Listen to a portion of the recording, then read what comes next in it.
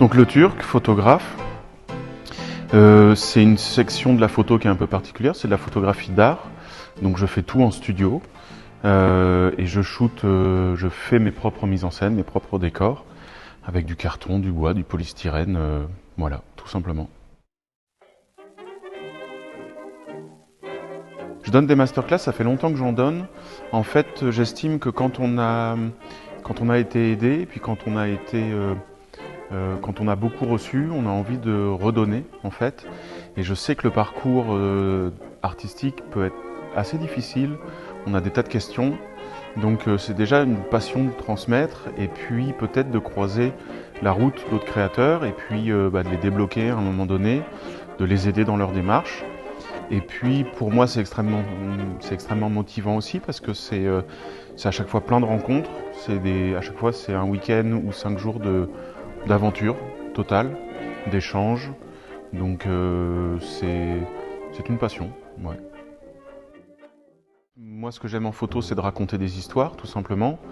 Et donc, c'est de faire grossir mon appareil de production pour proposer des choses toujours plus folles, toujours plus magiques. Voilà.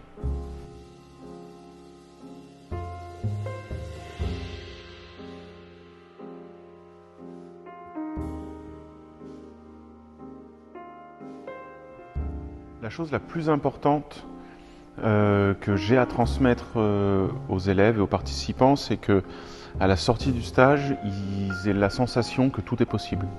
C'est-à-dire, au-delà des techniques qu'on va apprendre, au-delà des choses spécifiques à la discipline, moi, le but principal, c'est qu'ils ressortent de ce stage en se disant « j'ai plus qu'à faire ». Et en fait, j'ai envie de leur transmettre cette énergie de faire, cette envie, et surtout qu'ils arrêtent de se poser les mauvaises questions, et surtout les questions qui les bloquent, qui leur donnent la sensation de ne pas avancer. Donc au-delà des techniques qui sont très variées au sein de la photographie de mise en scène, moi c'est ça que je veux transmettre, c'est l'envie de faire et la simplicité et la fluidité dans la création. Voilà.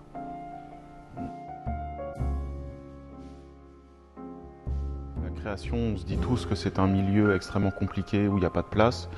Moi je pense que pour tous les gens courageux, pour tous les gens qui ont des idées et surtout pour tous les gens qui font régulièrement, c'est-à-dire qui ne parlent pas mais qui font des choses, il y a de la place. Donc il faut être courageux, tenace et puis faire, tout simplement. En fait, il n'y a aucune solution qu'on trouve en théorie ou un matin en se levant comme une révélation divine. Toutes les questions que vous vous posez, vous trouverez réponse en faisant. Voilà.